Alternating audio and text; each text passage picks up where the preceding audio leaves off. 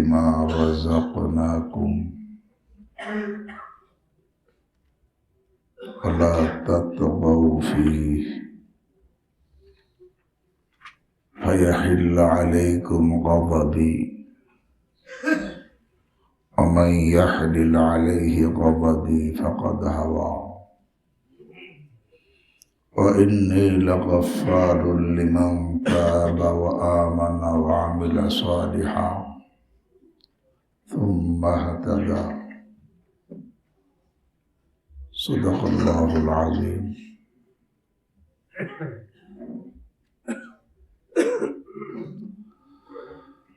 আল্লাহ রাব্বুল আলামিন আরহামুর রাহিমিন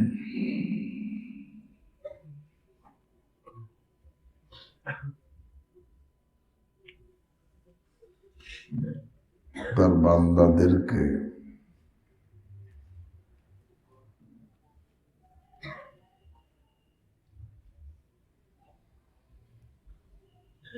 এই পরিমাণ ভালোবাসেন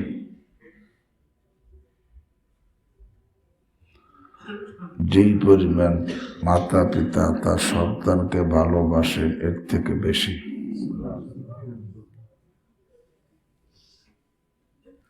কারণ দুনিয়ার যত মাতা পিতার মধ্যে মহব্বত কে দিছেন, যত মহব্বত তার দেওয়া, তো তার কাছে কি পরিমাণ মহব্বত আছে। তার দেওয়া মহব্বতের কারণে মা একটু মহব্বত ভাগ পাইছে, সে তাই সন্তানকে মহব্বত করে। বাপে একটু পাইছে, সে মহব্বত করে। তো তিনি কি পরিমাণ মহব্বত করেন। এই মহব্বতের কারণে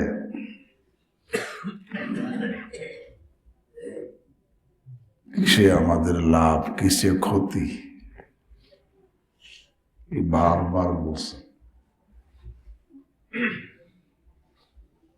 কোনটা আমাদের জন্য উপকারী, কোনটা আমাদের জন্য ক্ষতিকারক, এটা বারবার বলছেন আল্লাহ। কেন?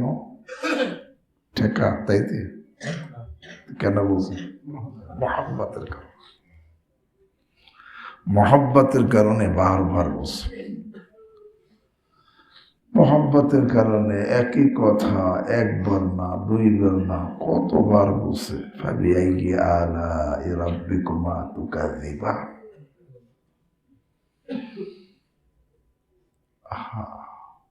হে জিন্ন ইনসান, তোমরা তোমার রবের কোন কোন নিয়ামতকে অস্বীকার করবা। এটা এতবার কেন বলছে? মহব্বতের কারণে। আরে ভাই,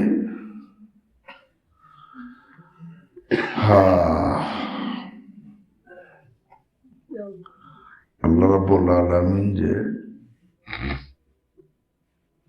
জাহান্নাম বানাইছেন, জাহান্নামের কথা শুনেছেন, এর মধ্যে মহব্বত কেমনে?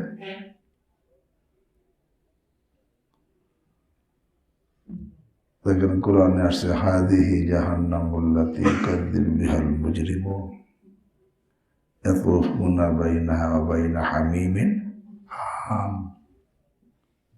এই জাহান্নামের কথা বলে আল্লাহ বলতেছেন, ফাবিআইয়ি আলা রাব্বিকুমা তুকাযযিবান। হে জিন্ন ইনসান, তোমরা তোমার রবের কোন কোন নিয়ামতকে অস্বীকার করবা।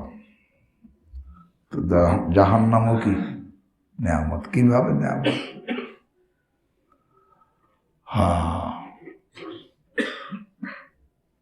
নিয়ামত তো আনন্দদায়ক হয়। নিয়ামত কি হয়? আনন্দদায়ক হয়। মুমিনের জন্য জাহান্নাম নিয়ামত। কেন? মুমিনকে যখন দেখানো হবে যে এই যে জাহান্নাম, আল্লাহ তোমাকে এর থেকে নাজাত দিছে, আনন্দে সে আত্মহারা হয়ে যাবে। এই জাহান্নাম থেকে আল্লাহ নাজাত দিয়ে দিছে, তার খুশির শেষ থাকবে না। এই জাহান্নাম থেকে আল্লাহ আমাকে নাজাত দিছে। আল্লাহ রাব্বুল আলামিন আমাদেরকে মহব্বত করেন। হ্যাঁ, যারা নাকি এত মহব্বত করা সত্ত্বেও অবাধ্য হয়ে যায়, তখন আল্লাহ নারাজ হন। কারণ যে যাকে মহব্বত করে সে যখন নাকি অবাধ্য হয়, উল্টা পথে চলে, তখন কিন্তু নারাজ বেশি হয়। দেখেন না, একজন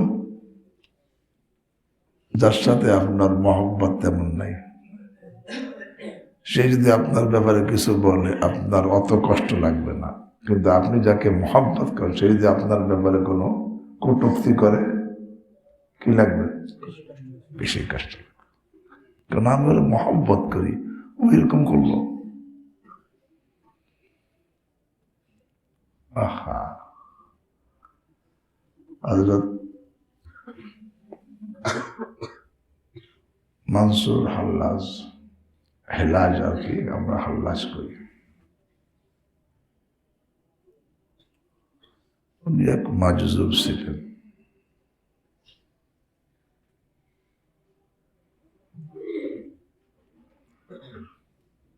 কিন্তু ওনার কথা জাহিরি শরীয়তের খেলাফ হয়ে যেত।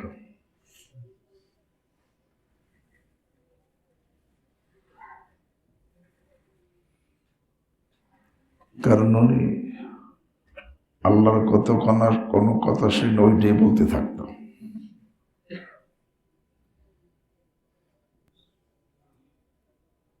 যেমন এটা আল্লাহর কথা, আনাল হক, আমি হক, আমি আল্লাহ।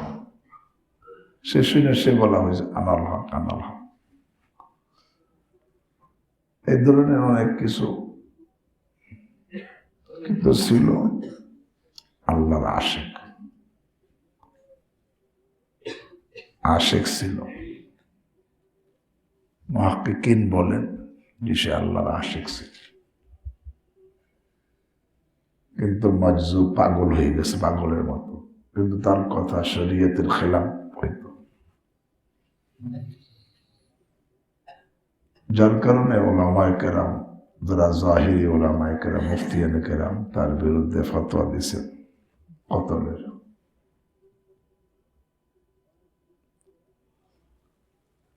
এখন তারে লোকেরা পাথর মারতেছে, করতেছে, ও হাসতেছে, কোনো উহা নাই, হাসে, রক্তাক্ত হইতেছে, ক্ষত বিক্ষত হইতেছে, হাসে।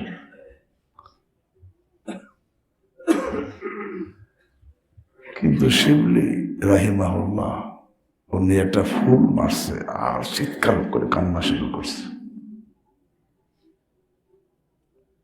লোকেরা জিজ্ঞেস করলে, এত মানুষ তোমার পাথর মারছে, রক্তাক্ত করছে, ক্ষত বিক্ষত করছে, তোমাকে মেরে ফেলবে, তুমি হাসতেছো, আর সেটা ফুল নিক্ষেপ করছে, তুমি কান্না শুরু করছো। কই, যারা পাথর মারতেছে তারা আমাকে চেনে না, এ তো আমাকে চেনে, তারপরে সে আমার কাছে ফুল কেন মারছে, এটি আমার কষ্ট লাগছে। যারা পাথর মারতেছে তারা আমাকে কি চেনে না, এই জন্য আমার কোনো কষ্ট হয়নি। বোঝে নাই? তো বলতেছি, মহব্বতের মানুষ যদি সামান্য কিছু করে তার নারাজও বেশি হয়। এই জন্য ফার্সিতে একটা কথা আছে, মুকররবারা বেশবুয়া ধায়রানি, সৃষ্টির মধ্যে সবচেয়ে সম্মানী বানাইছেন আল্লাহ কাকে? সেই মানুষ যখন নাকি আল্লাহর অবাধ্য হয়ে যায়। আল্লাহ যা আমি এগুলোর জন্য সব কিছু বললাম, আসমান জমিন সব কিছু এদের জন্য বানাইছি, আর দুনিয়া খুলিকাত লাকুম, আর এদেরকে আমার জন্য বানাইছি, এরা এখন আমাকে বাদ দিয়া নফস শয়তানে গোলামি করতেছে, তখন আল্লাহ নারাজ হন। এমনি কিন্তু আল্লাহ খুব বেশি মহব্বত করেন। তো কিসে উপকার কিসে ক্ষতি তিনি খুঁটে খুঁটে বলছেন, যে আমার কিসে ক্ষতি কিসে উপকার, যাতে আমি ক্ষতিগ্রস্ত না হই এবং যাতে আমি লাভবান হতে পারি। এই জন্য লাভের রাস্তা বলে দিয়েছেন, ক্ষতির রাস্তা চিনিয়ে দিয়েছেন। হ্যাঁ, এটা আল্লাহর বড় মেহেরবানি। এই জন্য হাকিমুল উম্মত মুজাদ্দিদুল্লাহ শাহ আশরাফ আলী থানভী নব্বরুল্লাহ বরকাতুহু বলেন, দেখো সম্পর্ক দুই ধরনের। সম্পর্ক তাআল্লুক দুই ধরনের। একটা হলো যাবেতার তাআল্লুক, আইনের সম্পর্ক। আইনের সম্পর্ক যেমন বাদশার সম্পর্ক প্রজাদের সাথে কিসের সম্পর্ক?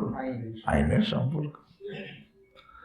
আর একটা হলো রাবেতার সম্পর্ক, মানে মহব্বতের সম্পর্ক।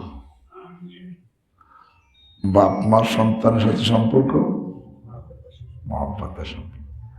আইনের সম্পর্ক আর মহব্বতের সম্পর্কের মধ্যে পার্থক্য কি? আইনের সম্পর্কে একবার আইন শুনে দেখেন তো, আর কিছু কয় না, বলে আনা শুনেই দিছি, বাস হয়ে গেছে, এখন খেলাফ করলেই বাস শাস্তি। আর মহব্বতের সম্পর্ক একবার বলে ক্ষান্ত হয়, ছেলে পড়ে না, তারে পড়ানোর জন্য কত ফিলার বকতে থাকে, কত তাকে আদর করতে থাকে, তারে কত কিছু চকলেট কত কিছু দেয়। কিসের জন্য? আরে পড়ানোর জন্য। কেন? মহব্বতের সম্পর্ক। এবং যেটা তার ক্ষতি হবে তার থেকে বাঁচানোর জন্য কত ফিলে কি করে, চেষ্টা করে। একটা হলো আইনের সম্পর্ক, আর একটা হলো কি মহব্বতের সম্পর্ক। হাবাই বান্দার সাথে আল্লাহর সম্পর্ক মহব্বতের সম্পর্ক। আল্লাহর বান্দার সাথে আল্লাহর সম্পর্ক মহব্বতের সম্পর্ক। মহব্বতের সম্পর্ক না হইলে এক কথা, আইনের সম্পর্কে এক কথা কয়বার কয়? আইন জানাই দিছে বাস একবার। আর মহব্বতের সম্পর্ক এক কথা একবার কয়, আরে কত বার বলে। আল্লাহ রাব্বুল আলামিন কোরআনে কারীমের মধ্যে এক কথা একবার বলছে, ইত্তাকুল্লাহ। এই তাকওয়ার কথা 3000 বারের মতো বলছে এক কোরআনের মধ্যে। কি পরিমাণ মহব্বত! কোন বাপও সন্তানকে এতবার বলে না। এই তাকওয়ার কথা কোরআনে 3000 বারের মতো বলছে। কোন বাপও সন্তানকে এতবার বলে না, কোন মাও এতবার বলে না। 2-3 বার বললে বিরক্ত হয়ে যায়, কিন্তু এতবার বলছে। শুধু বলে নাই, হুকুম দেয় নাই, বলছে তাকওয়া অবলম্বন করলে কি লাভ, দুনিয়ায় তুমি কি লাভবান হবা সেটা বলছে। আর না করলে, তাকওয়া অবলম্বন না করলে কি ক্ষতি হবে তাও বলে দিছে। আখিরাতে কি হবে তা বলছে। তাকওয়া অবলম্বন করলে আখিরাতে তোমার জন্য জান্নাত তৈরি করা হয়েছে, আর না করলে তো জাহান্নাম। এই এত কথা আর এই কথাগুলো একবার বলে নাই, আরে একাধিকবার বলছে। একাধিকবার শুধু বলে নাই, আল্লাহু আকবার কসম খেয়ে বলছে। আল্লাহকে কসম খাইতে ঠেকছে? কসম খাইছে কেন? যে মানুষ মহব্বত করে, যে কসম দিয়ে কথা কলে এরা গ্রহণ করবে, এই জন্যই তো কসম খাইছে। নতুবা আল্লাহ কসম খাওয়ার তো কোনো দরকার নেই। যে মহব্বত, যে এরা কসম খাই দিলে, আল্লাহ নিজে কসম খাইছে, এটা মহব্বতের কারণে। তো আল্লাহর সম্পর্ক বান্দার সাথে মহব্বতের সম্পর্ক। আমরা এই সম্পর্কের কদর করি না। তিনি মহব্বত করে আমারে মাথা থেকে পাও পর্যন্ত সব দিছেন আমাকে, আমি কিছু বলিনি। এই সুন্দর চুল দিছে, সুন্দর চোখ দিছে, সুন্দর গাল দিছে, সুন্দর নাক দিছে, সুন্দর জবান দিছে, সুন্দর দাঁত দিছে, সবকে দিছে। আমি চাইছিলাম, আরে মানাবুদে ওতা কাজা মানাবুদ লুৎফে তু বে গুফতায়ে মা মিশানো। চাইনি, তবুও দিয়েছো যা ছিল অভাব তাই। চাইনি, তবুও দিয়েছো যা ছিল অভাব তাই। তব কাছে কি চাহিব কিছুই না ভেবে পাই। আরে এত সব দিছে চাওয়া ছাড়া, মহব্বত না থাকলে দেয়? এই যে মহব্বত এত দিছে, কারণ তিনি ঠেকা না, তার কোনো প্রয়োজন নাই, তারপরে দিছে কেন? আরে মহব্বত। যিনি আমাকে এরকম জীবন দিলেন, এরকম এরকম ভাবে সুন্দর দেহ দিলেন, যার এক একটা অঙ্গের কত দাম, সুন্দর আরে চেহারা দিলেন, সুন্দর সব কিছু দিয়েছেন। কে দিছেন? আল্লাহ দিছেন। এবং যৌবন দিছেন কে? আহা, এটা তো নেয়ামত, কত বড় নেয়ামত, আল্লাহর দেওয়া নেয়ামত। এ দিছেন কেন? মহব্বত করে।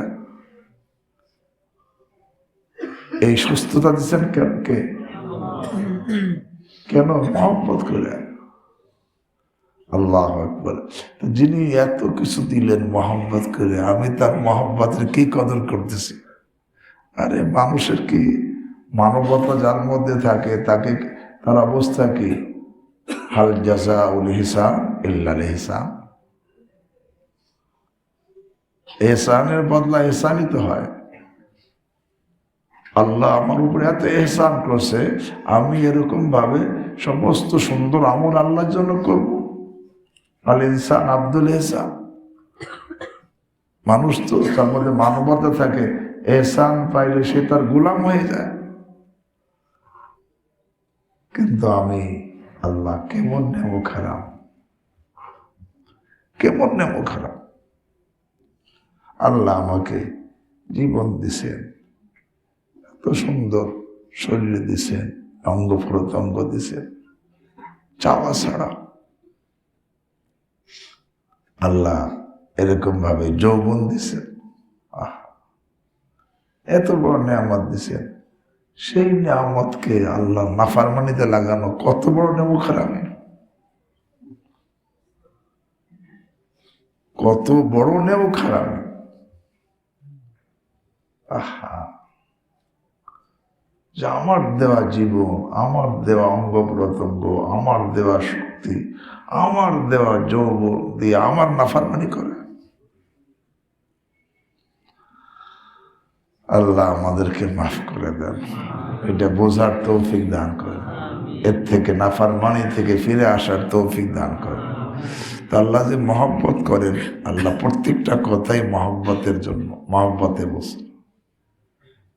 আমি যে আয়াত পড়ছি, কুলু মিন তাইয়্যিবাতি মা রাযাকনাকুম, এটাও মহব্বতের কাছে। কেন দেখেন না, বাপ মা কয়ে যে এটা খাবি না, কিন্তু এটা কিন্তু তোর ক্ষতি হবে, এটা খাবি। কেন কয়? মহব্বতে। আল্লাহ কয়ে হে তোরা হালাল খাবি, কিন্তু হারাম খাবি না। হালাল খাইলে তোদের ফায়দা হবে, হারাম খাইলে ক্ষতি হবে। এই যে হালাল খাবি, পবিত্র খানা খাবি, এই কথা কতবার বলছে, একবার না। কেন? এই মহব্বতের কারণে। কুলু মিন তাইয়্যিবাত, আরে হালাল খাবি, পবিত্র খানা খাবি। পবিত্র খানা না খাইলে, হারাম খাইলে ক্ষতি হবে। কি ক্ষতি হবে? দুনিয়ারও ক্ষতি, আখিরাতেরও ক্ষতি।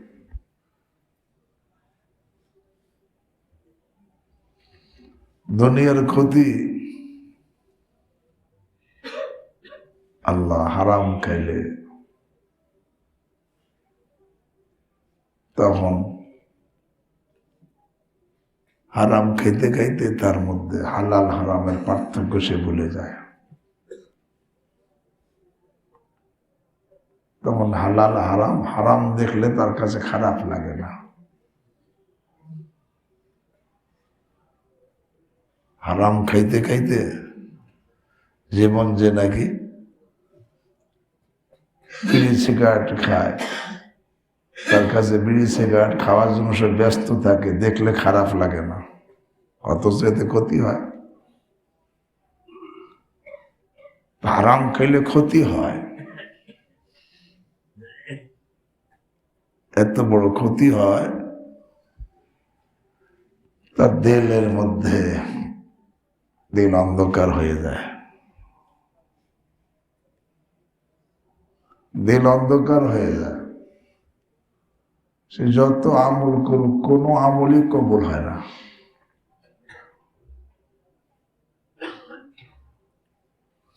এবং আখিরাতে যে হারাম খাইলে এই দেহ জান্নাতে যাবে না, কোথায় যাবে? জাহান্নাম। লা ইয়াদখুলুল জান্নাতা জাসাদুন গুযিয়া বিল হারাম। তাহলে হালাল খাবি, হালাল পবিত্র খানা খাবি, কিন্তু এই ব্যাপারে আমরা অনেক গাফেল।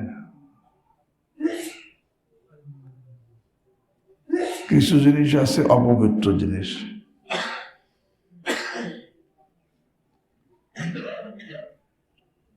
মদ পান করে এটা অপবিত্র,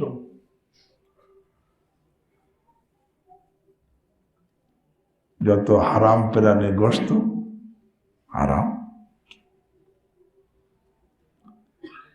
কিছু জিনিস আসলে সৃষ্টিগত অপবিত্র না, কিন্তু এটা অনেক সময় আমি হারাম করে খাই।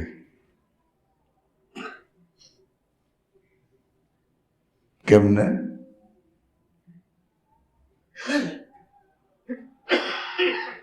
আমি হালাল চাকরি করি, হারাম চাকরির বেতনও তো হারাম, হারাম চাকরির বেতনও কি হারাম। মদের দোকানে চাকরি করে বেতন নেয়, তার বেতন কি হারাম। আর কিছু চাকরি হারাম না, কিন্তু সে ডিউটি না করে বেতন খায়, কি হলো? হারাম হয়ে গেল। অথচ সে যদি তার ডিউটি পরিপূর্ণ পালন করে নিলে কি হইতো? হালাল হইতো। কিন্তু সে ডিউটি না করে বেতন নিতেছে, কি হইতেছে? হারাম হইতেছে। আসে না? হারাম খেল। নিজের কাজে ব্যস্ত, এখন করে একটা মেডিকেল সার্টিফিকেট পাঠাই দাও, ওই যেখানে চাকরি করে কে বলে কাজ বাকি আছে, দুই কদিন মেডিকেলে।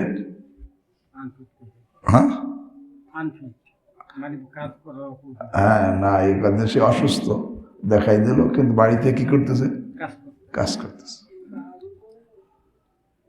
এই যে বেতন তো নিল পরে, এটা কি হয়ে গেল? হারাম হয়ে গেল।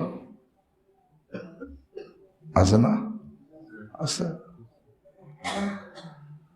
যত সময় ডিউটি করার কথা অত সময় না করে কোনোরকম লামসাম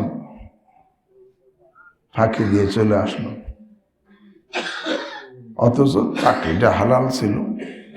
সে ডিউটি করে উপার্জন বেতন নিলে কি হইতো? হালালই হইতো। কিন্তু সে ডিউটি পালন না করে কি করে? আহা, এইটা শুধু সরকারি চাকরি না, মাদ্রাসার খেদমত তাই। মাদ্রাসায় আমার জিম্মাদারি, কিন্তু আমি আমার দায়িত্ব পালন না করে আমি বেতন নিলাম, এটাও হালাল হবে না, এটাও হালাল হবে না। আহা, দেওবন্দ মাদ্রাসার আসাতিজা কেরাম এক সময় ছিল 1 ঘন্টা শেষ হইলে আর 1 ঘন্টা শুরু হয়, তবে এক ক্লাস আর এক ক্লাসে একটু দূর থাকে অনেক সময়। তো ঘন্টা পড়ার সাথে সাথে ওস্তাদ এক ক্লাস থেকে আর এক ক্লাসে দৌড়তে যাইতেন, দৌড়তে যাইতেন। কেন? আমার তো এই সময় পড়ানোর কথা, আসতে গেলে সময় এদিকে কি হয়ে যায়। আমি তো গল্প করতে যাই, 5 মিনিট 10 মিনিট পরে যাই না, দৌড়তে যাইতেন।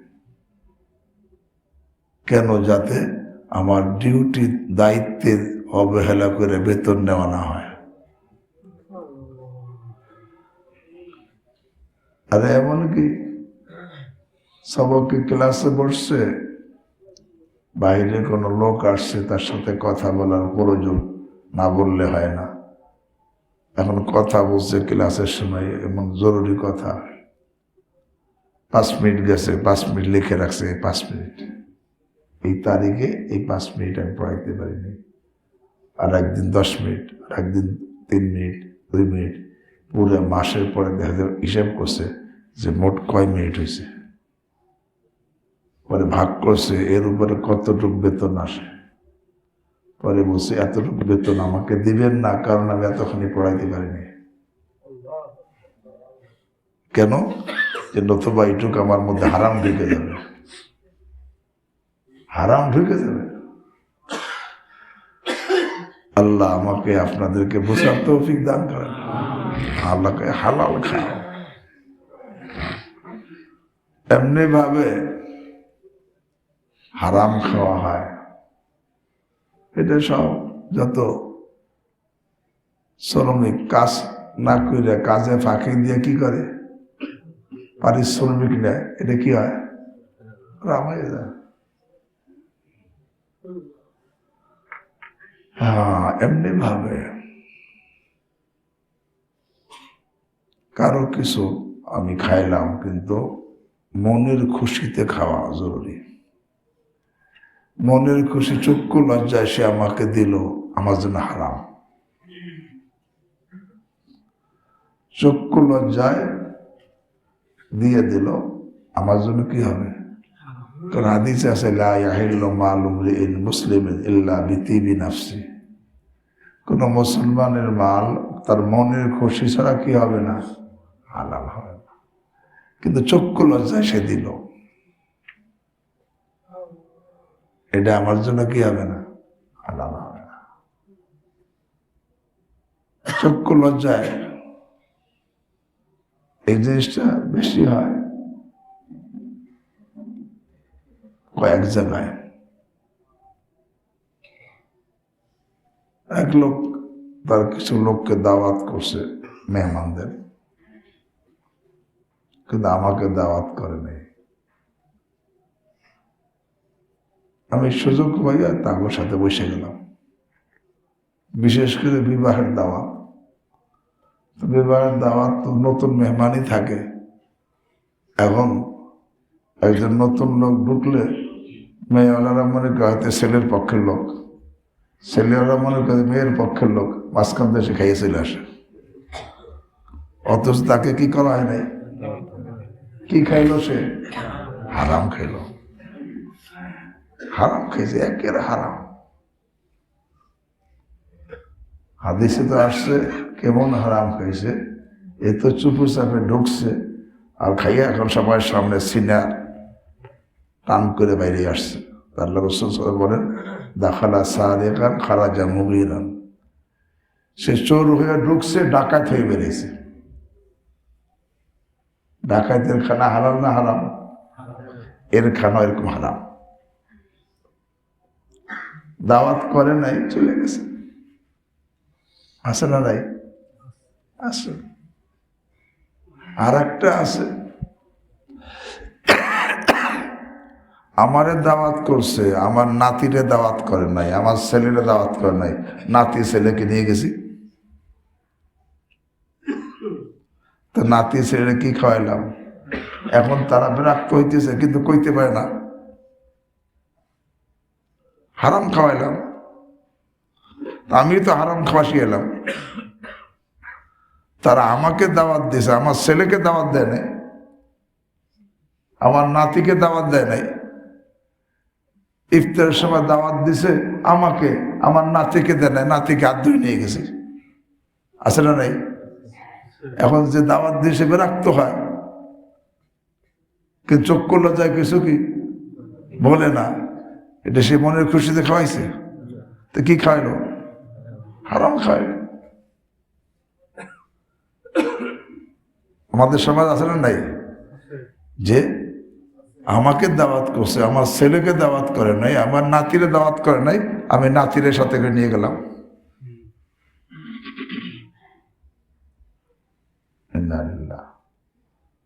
আল্লাহকে কুলু মিন তাইয়্যিবা, হালাল খাও।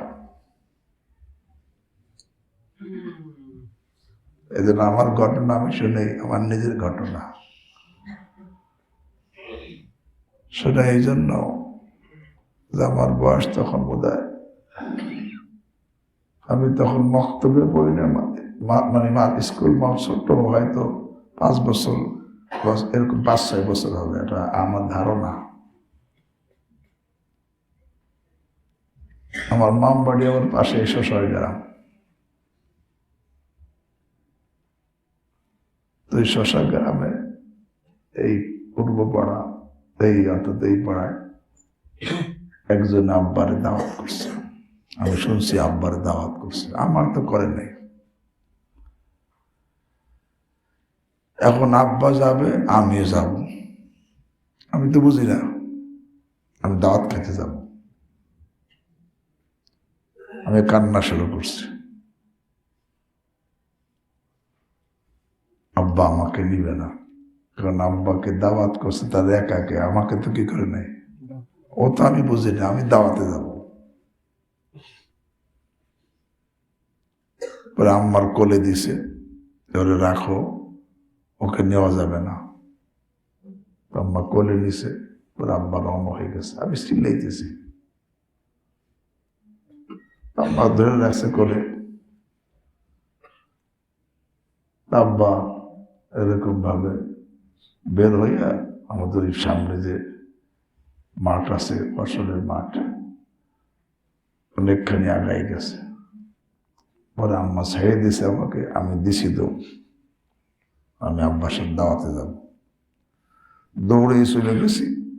আব্বা প্রায় মনে করেন 1/4 কিলো চলে গেছে। আমি সেখানে গেলে আব্বা আমার আবার ধরে আসছে, কোলে করে নিয়ে আসছে। আমারে মারে নাই, রাগ করে না, কারণ আমি তো বুঝি না, রাগও করে নাই, মারেও নাই, নিয়ে আসছে। এই না আবার আম্মার কাছে রাখো, ওর তো দাওয়াত না, ওর নেওয়া ঠিক জায়েজ নেই। আম্মা আবার রাখছে কোলের মধ্যে। এবার আব্বা রওনা হয়ে 1 কিলোর মতো পার হয়ে গেছে।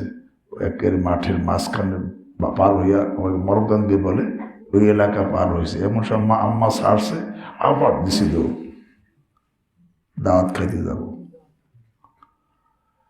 পরে দৌড়িয়ে ধরে ফেলছে আব্বা। আমি তো সবার ছোট থাকলে একটু আদরে থাকে। এখন আব্বা আমার রাগ করে নাই, মারে নাই, খালি পরে নিয়ে গেছে। নিয়ে ওই বাড়িতে গিয়া বলতেছেন, আব্বা দেখেন, ওই যিনি দাওয়াত দিছে আমার ছেলেকে তো দাওয়াত দেন নেই। ও এখানে মাম বাড়ি আমার এখানে, খালা বাড়ি এখানে, বোন বাড়ি এখানে, এতগুলো, এবং বড় ভাইয়ের শ্বশুর বাড়ি এখানে, যে ওকে সেখানে নিয়ে আসছি, ওখানে দিয়ে ওখানে আসবো। তারা বললো যে না হুজুর, এর জন্য কেউ দাওয়াত, কিন্তু আগে দাওয়াত দেন নাই। পরে আব্বা কি ওখানে রাখছিলেন না ওই বাড়ি পৌঁছেছেন সেটা মনে নেই। আগে তো বুঝি নাই যে এটা কেন করছে। পরে হাদিসে দেখি ব্যাপারটা এই, যে আসলে বাপরে দাওয়াত করছে, বাচ্চারে দাওয়াত করবে, বাচ্চার যাওয়া, বাচ্চাকে নেওয়া কি নাই, জায়েজ নাই, হারাম। কিন্তু আমরা নিয়ে যাচ্ছি বাচ্চারে, শুরুর সময় তো হারাম খাওয়াইতেছি, ভালো কেমনে হবে? এই যে আব্বা আম্মা, আল্লাহ তাদেরকে উত্তম প্রতিদান দান করেন, যার কারণে আল্লাহর মেহেরবানি, ওনাদের এই শিক্ষার কারণে সারা জীবনে একবারও এমন হয় নাই যে কারো গাছের একটা সিম মুখে গেছে, বা কারো গাছ এটা বড়ই, বা কারো গাছ এটা পেয়ারা, বা কারো কাছে তেঁতুল বা কারো মোট কথা অন্যের কোনো কিছু মুখে যায় নাই, কেন আব্বা আম্মা শিখেছে। তা বলতেছিলাম, কিন্তু আমরা নিয়ে যাই, আসে নাই তরিকা।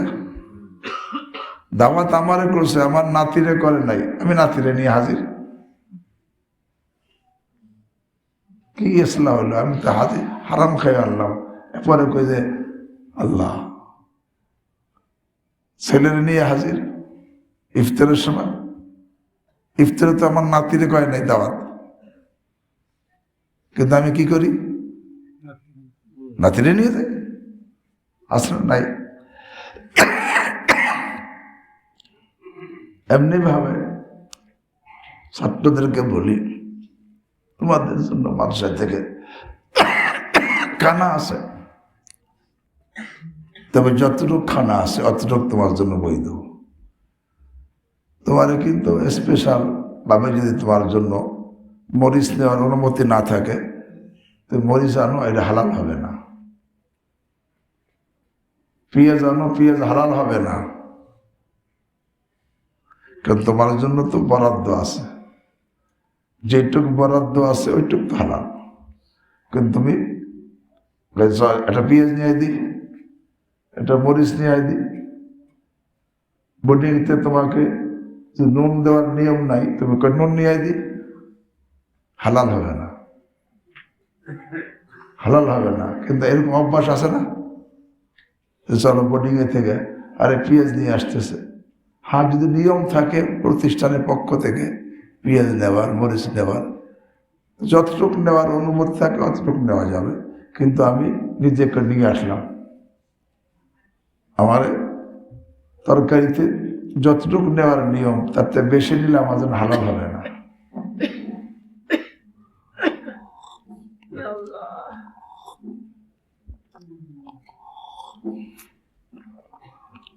কিন্তু অনেক ছাত্র এখানে এহতিয়াত করে না, এহতিয়াত করে না। কাজে পাস পাইলাম থালে, দিলাম গালে, পাপ নাই তার ক্ষমা করে। অন্য সাথীটা, তোমার কোনো সাথী বাড়ি থেকে তার আব্বা আম্মা তার কিছু খাবার দিছে বা কিছু, তুমি যে বসে গেলা জবরদস্তি করে,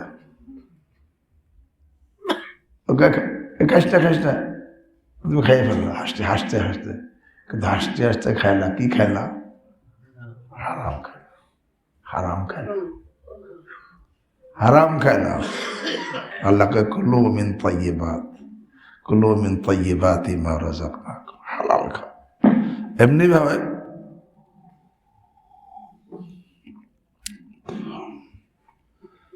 এখানে খাওয়ার ব্যাপারে এহতিয়াত করা হয় না। বিশেষভাবে, বিশেষ করে কোনো মাদ্রাসায় বা কোনো জায়গায় মাহফিল দেওয়া হয়েছে, তো যারা নাকি কর্তৃপক্ষ, তারা কিছু লোকের জন্য খানার ইন্তজাম করছে, আমার জন্য করে নেই। আমি কি করলাম, বসে গেলাম, আমি গিয়ে বসে গেলাম খানা খাইতে। আমাকে খাবার জন্য আমাকে দাওয়াতও দেয় নাই, বলেও নাই, আমার জন্য করেও নাই। আমি বসে গেছি, আল্লাহ তখন চক্ষু লজ্জায় সে আর কিছু কয় নাই, কিন্তু সে তো মনে মনে রাখতো কি খাইলাম, হারাম হারাম হারাম।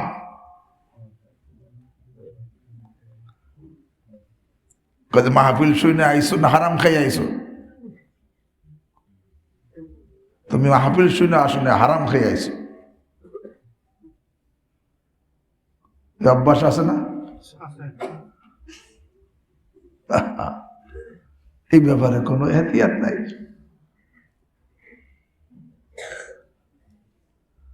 হ্যাঁ, তোমার যদি খাওয়ানে তাদের নিয়ত থাকে, তারা তোমাকে দাওয়াত করবে, বলবে যে ভাই তুমি খানা খাই সেখানে এসে, সেখানে মাহফিলের জায়গা। হ্যাঁ, যেখানে সবার জন্য খানা ইন্তজাম, সেখানে তো ভিন্ন কথা। এখানে যেরকম নাকি কিছু নাস্তা, ওই যে কিছু খাবার হয়, এটা সবার জন্য, এখানে কোনো নিষেধ নেই, যে কোনো লোক খাইয়ে শরীক হইতে পারে। এটা তো সকলের জন্যই করা হয়েছে, এখানে কোন ব্যক্তি বিশেষ না, সবার জন্য। কিন্তু যেখানে মাহফিল হয় সেখানে বিশেষ কিছু লোকের জন্য কি করা হয়, ইন্তজাম করে, সকলের জন্য কি করা হয় না। এখন আমি সেখানে গিয়ে বসে গেলাম, অথবা বসে গেলাম না, সামনে বারবার ঘুরি, এখন ওই লোক আমাকে চেনে, খানার জায়গাতে ঘুরতেছি, এখন কয়ে যে তার না কইলে কেমন হয়, এই বসে খানা খেয়ে যা।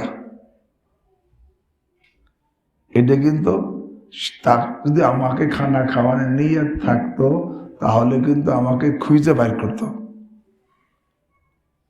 দাওয়াত দিত। এখন চোখ সামনে ঘুরতেছি, খানা খেয়ে যা, তো বোঝা গেল এটা হলো চক্ষু লজ্জা। এটা আসলে যে আমাকে দাওয়াত খাওয়ানোর নিয়ত থাকতো, সে আমাকে আগেই কি বলতো। কিন্তু আমাদের সমাজে এইটা কিন্তু আল্লাহু আকবার, সাধারণ মানুষ তো সাধারণ মানুষ, তাকে তো লাঠি দিয়েও ঠেকান যায় না। গরু ছাগল তো লাঠি মানে, লাঠিও মানে না, মানে গরু ছাগলের থেকে অদম হয়ে গেছে। এখন লাঠি দুইজন দাঁড়াই করে রাখে, লাঠি ধাক্কায় ভিতরে ঢুকে যায়, আছে না নাই? ইন্না লিল্লাহি ওয়া ইন্না ইলাইহি রাজিউন। কি খাওয়ার জন্য যাইতেছে? হারাম খাওয়ার জন্য, হারাম খাওয়ার জন্য চাইতেছে। অথচ আল্লাহ কি বলছেন, কুলু মিন তাইয়্যিবাত, কুলু মিনাত তাইয়্যিবাত, হালাল খাও। এই রোগ আছে না নাই? আরে সাধারণ মানুষ, সাধারণ মানুষ, ছাত্রদের মধ্যেও আছে, হাফেজ সাহেব, কারি সাহেবের মধ্যেও আছে। অথচ আমাকে তাকে কি করে নেই, দাওয়াত করে নেই। চক্ষু লজ্জা, এখন সে চক্ষু লজ্জা বললো আর আমি বসে গেলাম, হালাল হবে না। আল্লাহ দেখো, আহা, যারা সবসময় হালাল খায়, হারাম থেকে বাঁচার চেষ্টা করে, কখনো যদি এরকম হারাম খাওয়ার সম্ভাবনা মানে আশঙ্কা হয়, আল্লাহ তাকে সেখান থেকে হেফাজত করে। হাকিমুল উম্মত মুজাদ্দিদ মিল্লাত শাহ আশরাফ আলী থানভী রহমতুল্লাহ আলাইহি, ওনার কাছে এক লোক হাদিয়া নিয়ে আসছে, কিছু হাদিয়া। উনি সব নেন নাই, কিছু নিছেন, কিছু ফেরত দিচ্ছেন। ওই লোক খুব বেশি আশ্চর্য হয়েছে। কেন আশ্চর্য হয়েছে? ওই লোক বলতেছে, হুজুর কিভাবে জানলো? হুজুর যেটুক নিচ্ছেন এইটুকে আমি দিলের থেকে দেওয়ার নিয়ত করে আগে বের করছি, পরে চিন্তা করছি এতটুক দিলে কেমন দেখা যায়, এই জন্য পরে কেমন দেখা যায় চক্ষু লজ্জা একটু বাড়াই দিছি। তো যেটুক চক্ষু লজ্জা বাড়াইছি এটুক তো হালাল না, আর যেটুক দিলের থেকে বাইর করছি সেটুক কি হালাল।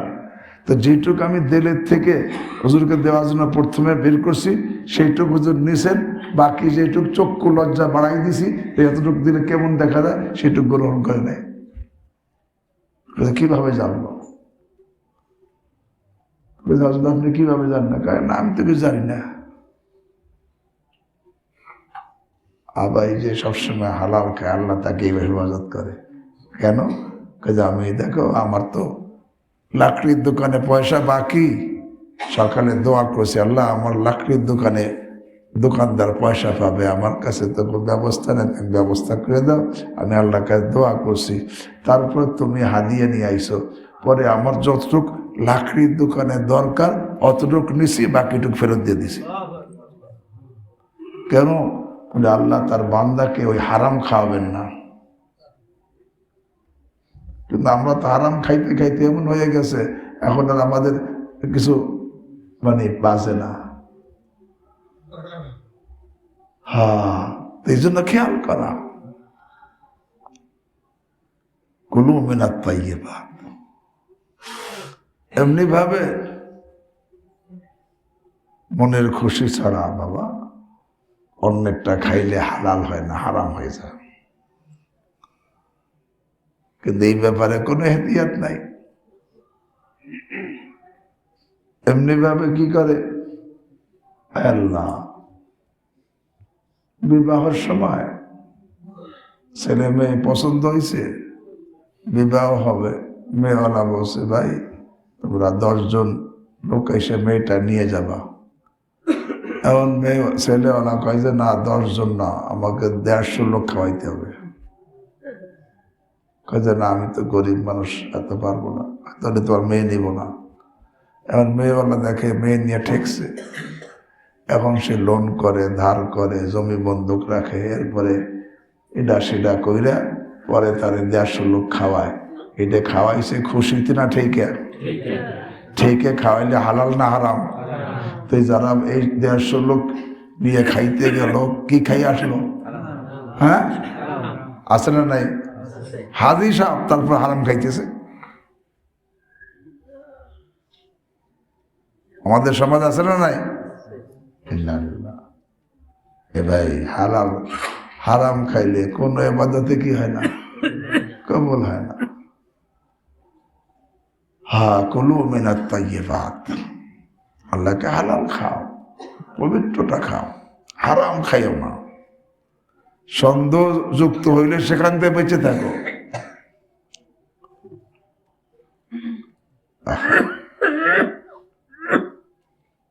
হযরত হাজী ইবনে আব্দুল্লাহ মুহাজির মক্কি রাহমাতুল্লাহ আলাইহি অনাহারে শুরু হিজরতকে যখন মক্কা মুকাররমা গেছেন, তখন তো এরকম ভাবে পরিচিত কেউ নাই, কিন্তু উনি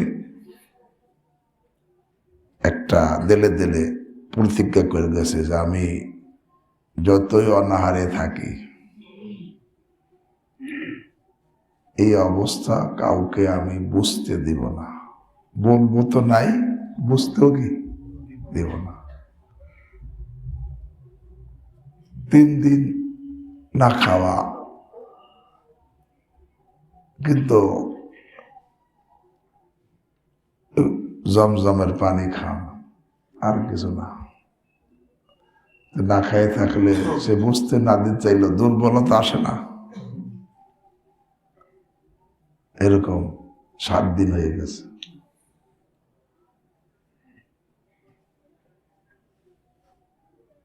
তওয়াফ করতেছে, এত দুর্বল হয়েছে, একজনের মানে গুতে লাগছে, কাইতে পড়ে যেতে গেছে, সে দিছে জোরে এক খুশি, দেখো না ঘুষিতে বেহুশ হয়ে গেছে। বেহুশের মধ্যে দেখেন এক লোক বলতেছে যে এর পরীক্ষা চলতেছে, আর একজনকে আর একটু সামান্য একটু বাকি আছে পরীক্ষা। এরপরে চলে গেছে। এখন এক লোক দারুল কামরা, যেখানে মুসাফির খানায় থাকতেন, সেখানে গিয়ে নামাজ পড়তেছে, এমন সে এক লোক এসে খানা রেখে গেছে, অনেক খানা।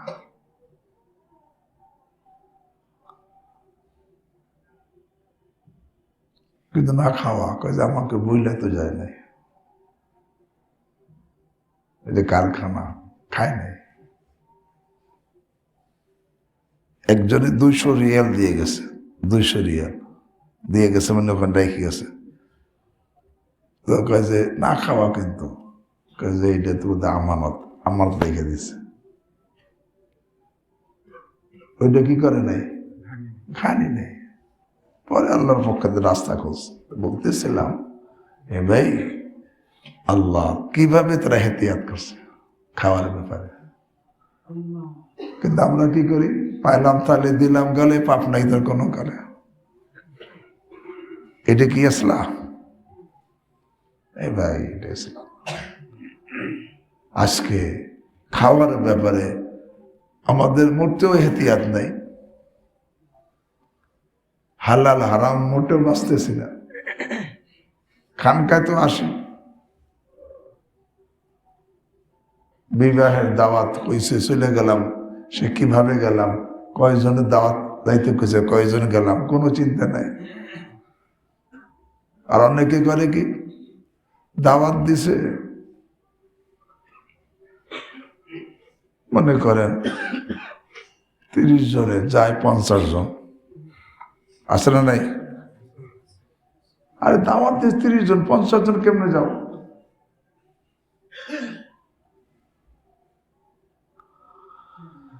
আল্লাহ আমাদেরকে বোঝার তৌফিক দান করেন। ভাই যদি আল্লাহ হইতে চাই এহতিয়াত শুরু করি, আর নতুবা এই অবস্থায় চললে কবরে যেয়ে দেখবো। আরে হাদিসের মধ্যে আসে তুমি কি খাও খেয়াল করে খাও, কারণ কবরে গেলে সর্বপ্রথম তোমার পেট পচে যাবে, পেট পচে যাবে। কি মুখে দিতেছ? এহতিয়াত করো। কুলু মিনাত তাইয়্যিবাত, আল্লাহকে হালাল আর পবিত্র খানা খাও। পবিত্র খানা খাইলে সেখানে দিলের মধ্যে নূর পয়দা হয়, নূর পয়দা হয়। এমনি ভাবে চাকরি করে, তার যে দায়িত্ব সেই কাজই করছে, একজনে খুশি হয়ে কিছু টাকা দিল, এই যে টাকা দিল খুশি হয়ে, এটা কি ঘুষ? এটা ঘুষ বলে কাজ। এই যে সে যে কাজের জন্য টাকা দিয়েছে সেই কাজটা আমি করি দেখে সরকার আমার বেতন দেয়, আবার আমি নিলাম। হে ভাইরা, যারা অফিসে চাকরি করো, কি করো খেয়াল করো। দেখা যায় নামাজ কালাম ঠিক আছে, কিন্তু একটা কাজ আসছে যেই তার দায়িত্ব এখন ঘুরাইতেছে, লোকটা ঘুরায়, আছে না? কেন ঘুরায়? পয়সার জন্য, হারামের জন্য। কবরে যাওয়ার চিন্তা নাই।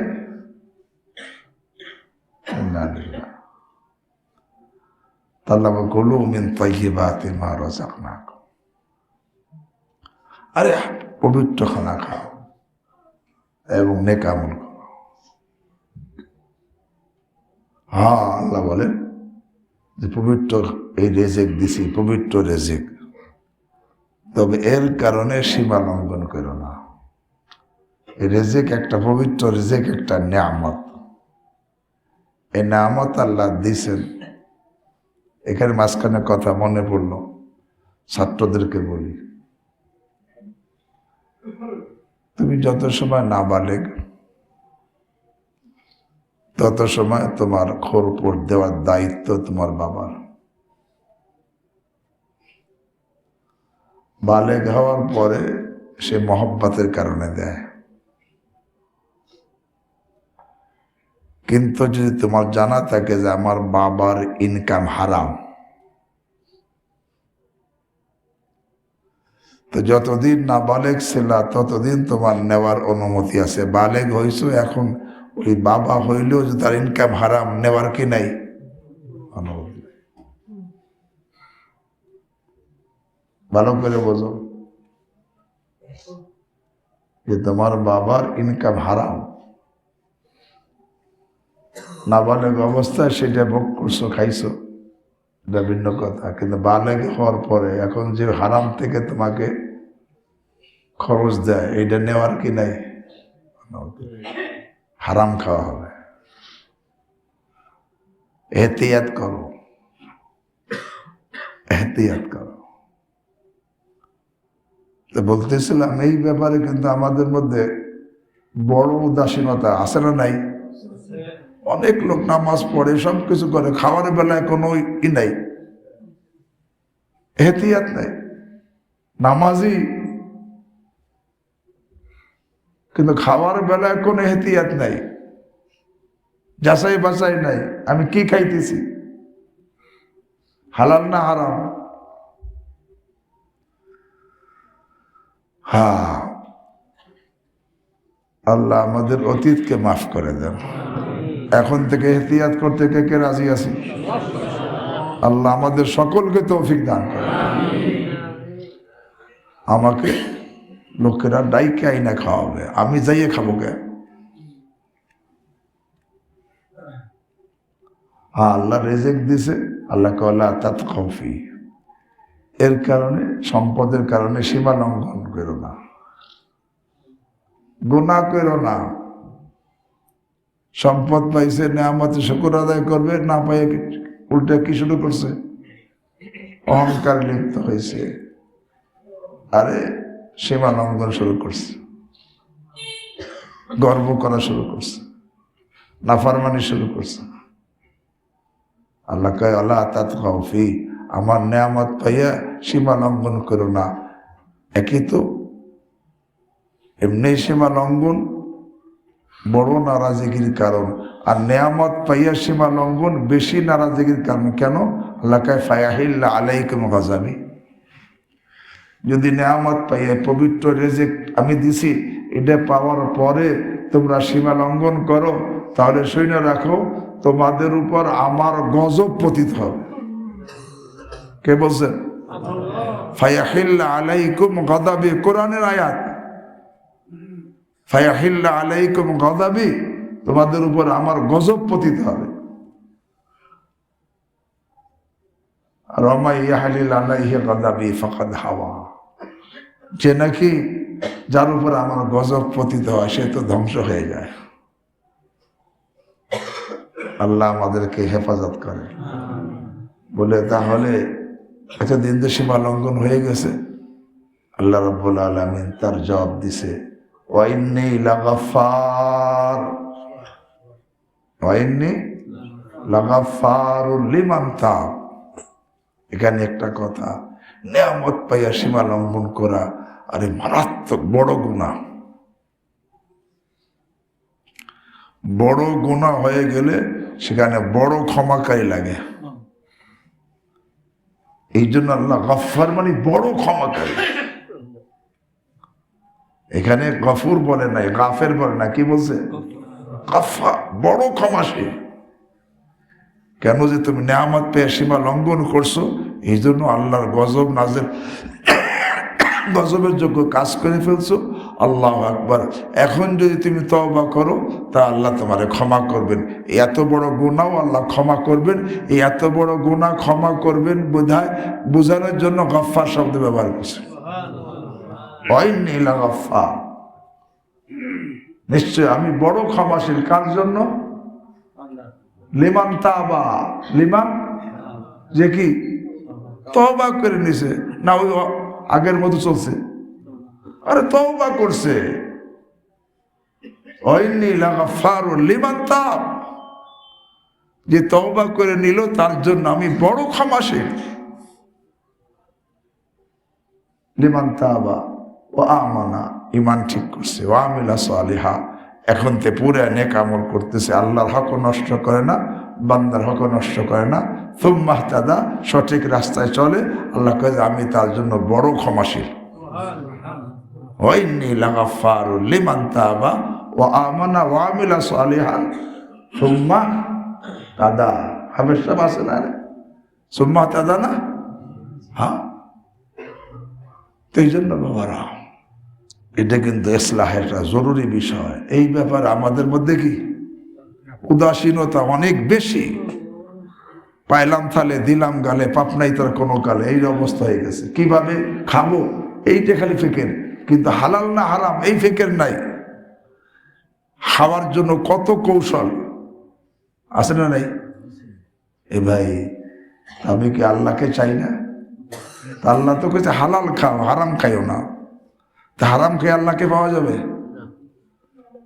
আল্লাহ আমাকে আপনাদের সকলকে অতীতকে মাফ করে দেন, বর্তমানকে সংশোধন করে দেন, ভবিষ্যতে আল্লাহ এর থেকে আমাদের সকলকে সতর্ক থাকার তৌফিক দান করে। এখন থেকে আর এরকম ভাবে খাওয়ার জন্য আগে আগে কোথাও ঘুরবো? হ্যাঁ, আল্লাহ তৌফিক দান করে। মনে রাখবেন, হাদিস আছে, কিতাবে আছে, আর রিজকু ইয়াতলুবুল আবদা আকসারা মিম্মা ইয়াতলুবুল আবদ। আরে তোমার জন্য যে রিজক আল্লাহ নির্ধারণ করছে, তুমি যতটুকু তাকে তালাশ করো, রিজক তোমাকে তার থেকে বেশি তালাশ করে। রিজকে তালাশ করে বের করে তোমাকে। খালি একটু সবরকারী হও, ধৈর্যশীল হও, তাহলে তোমার রেজেক যেটা আছে সেটা তোমাকে তালাশ করে বের করবে। এটা আগে হওয়ার পরে, কারণ আল্লাহ তো কোনো মানুষকে রেজেক না দিয়ে পাঠায় নাই, হ্যাঁ কম আর বেশি প্রত্যেকে রেজেক দিয়ে পাঠাইছে আল্লাহ। হ্যাঁ হ্যাঁ, তাহলে